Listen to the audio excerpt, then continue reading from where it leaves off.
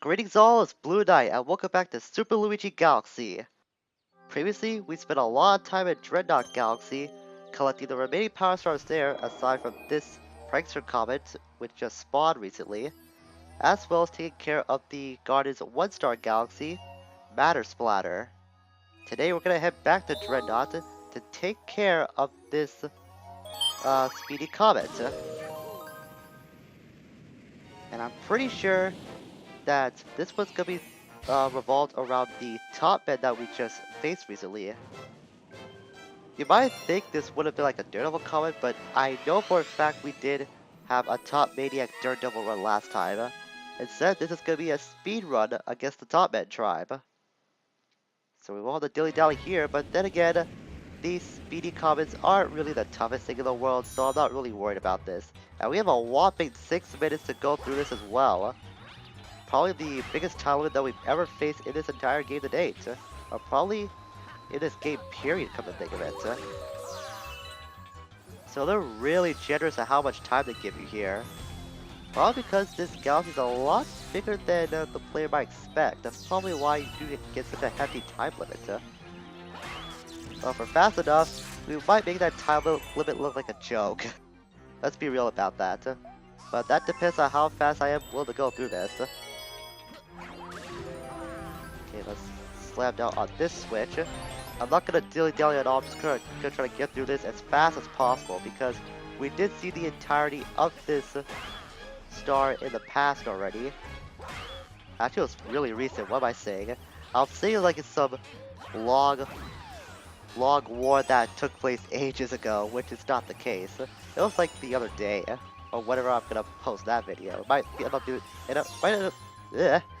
might end up being like 2 days from this video. I don't know. I mean, that depends on really depends on how much editing that will take and how much of a process editing will be. That's what I'm trying to say. I think I'm being too fast for even my own mouth to keep up with me. I'm actually gonna ignore that live stream just this once. We're gonna be a little daring here. Since it's a prankster comment, it allows us to be a little risky. So we're gonna play that little risk card with it, I guess. And that might be a bad thing. Oh, I'll save myself. On second thought, I will go after that live stream. This is a side, people. This is a big side. Usually I'm not that reckless, but I think I was being a bit too fast for my own good.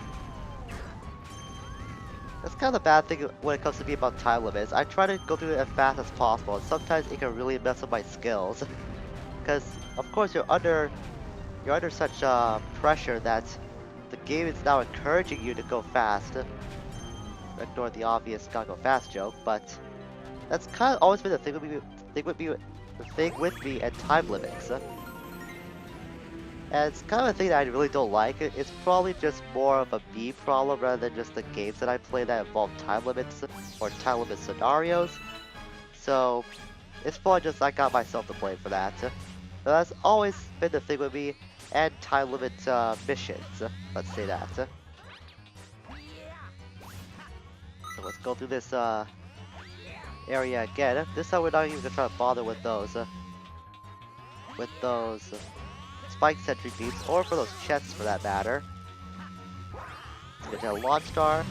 Only a little over 3 minutes to our name. We're now at the boss fight location.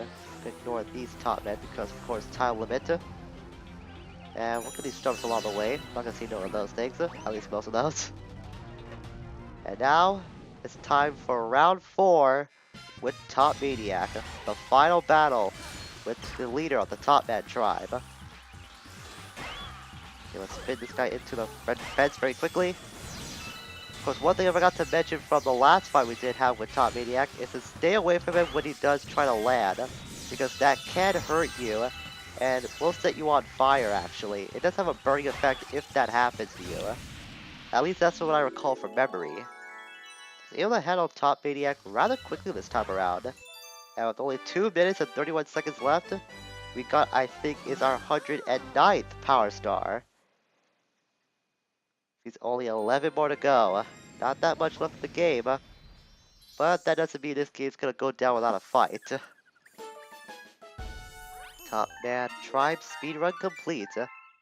And I believe that is actually the last star we can get in the engine room. Not the engine room. Well, I was gonna say the engine room, but there's actually one more major galaxy that I completely forgot to mention. Ah, Melty Molten. But how can I forget this galaxy? I actually really like this one. I thought we were done with all the stars in the Garden Dome, but lo and behold, I was able to forget one. The Sinking Lava Spire.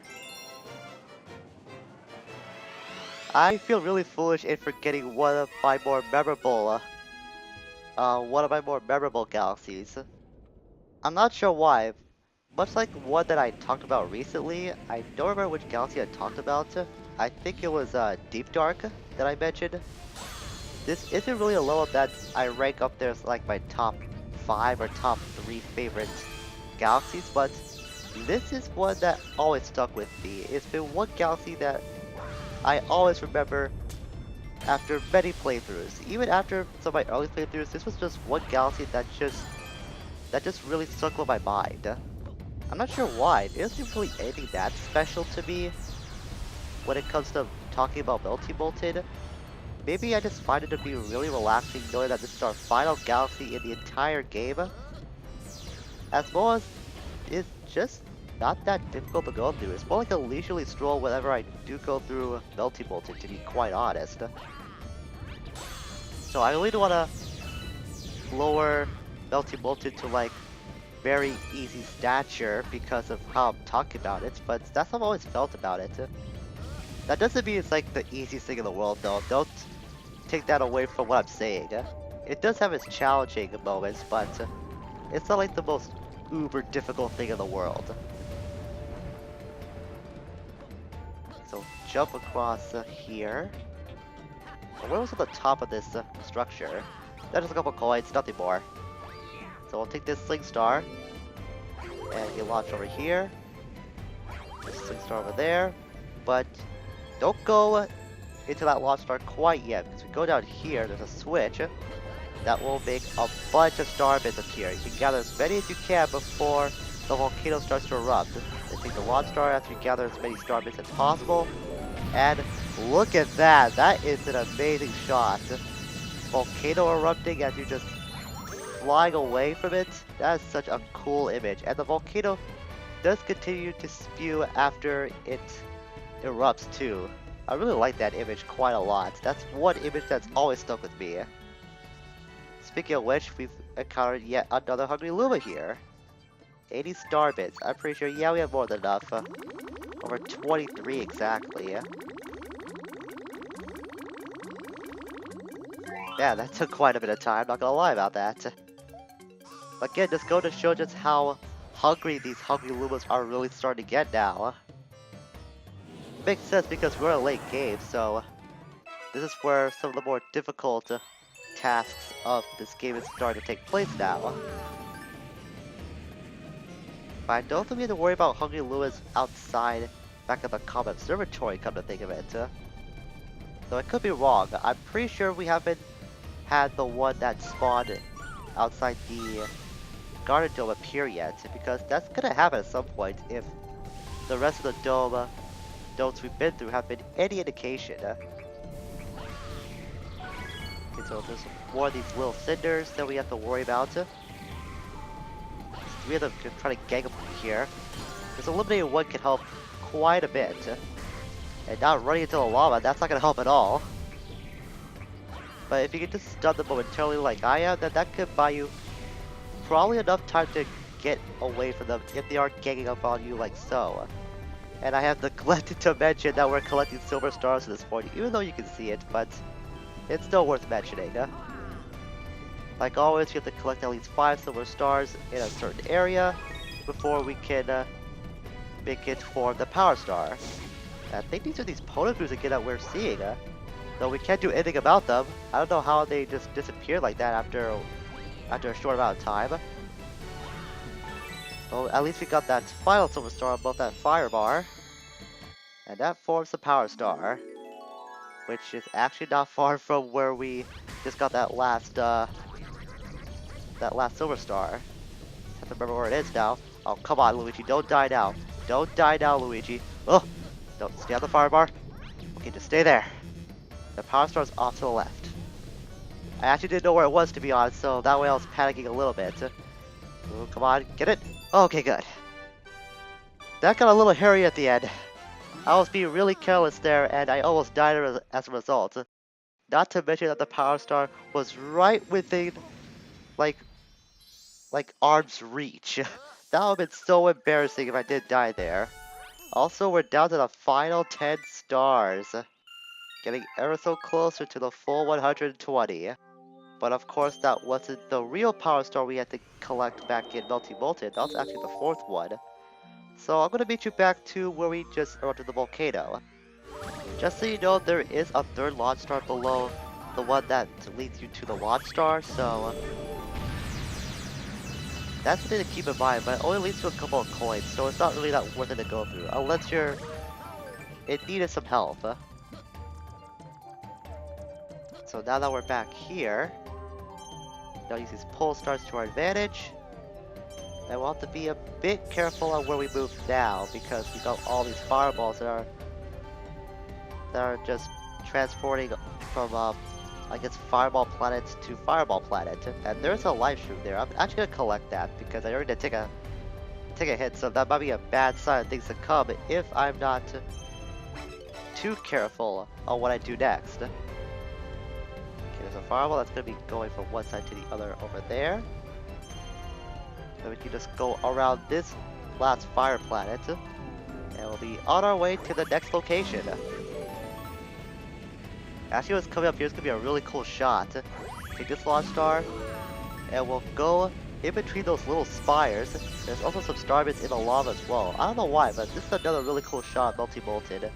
I think Melty Molten overall is just a really eye-catching planet. There's so many memorable images that I have with this that just really stick with me after I'm done playing the game. But come to think of it, Bowser would really love to have like a vacation here with his son. I mean, they're both like fire-breathing creatures, so this would be like the ideal vacation spot to the Bowsers if they were able to take some time off.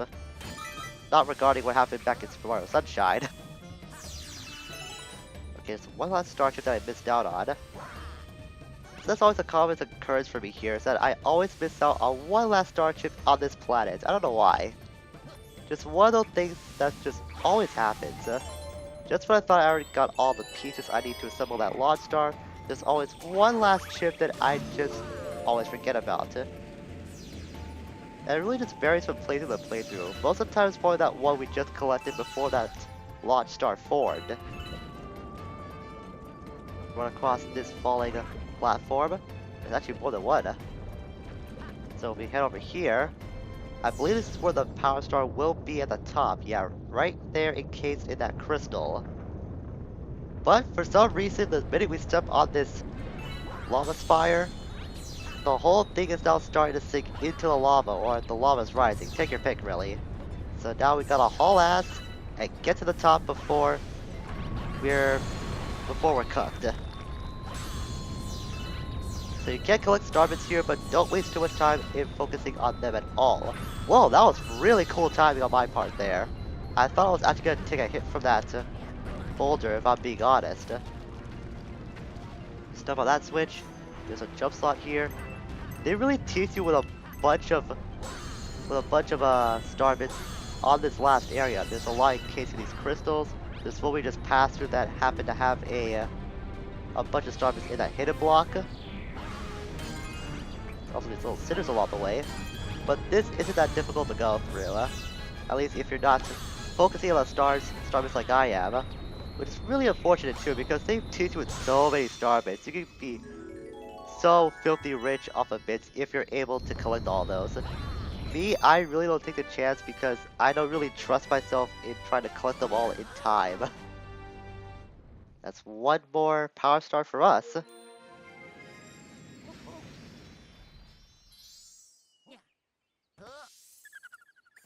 The sinking lava spire. And that's 2 stars in this video. Should I chance go to another one? And just as I predicted, a Hungry Luma has appeared outside of the dome. Let's see what else is spawned. Is there any purple comets have appeared as well? No, there hasn't. Hmm. You know, this might end up being a shorter episode, but I think I might end things off for today. Let's check what the next star is like. If it's quick, then I might go for it. If not, then I actually gonna cut the video here. Now then again, we haven't seen much of Melty Molten through the media storm. Yeah, I think that's gonna take a while. So shorter episode, yeah, but I'm gonna end things off for today.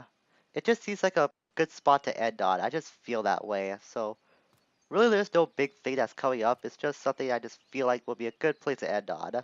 Also, 111 stars, 111, 49 star bits, and 44 lives. All that symmetry, yeah, that's a pretty good note to end out on. So next time on Super Luigi Galaxy, we'll be going through more Melty Molten, and if we have enough time, we might pay that Hungry Luma visit. You never know. Till we meet again, farewell for now.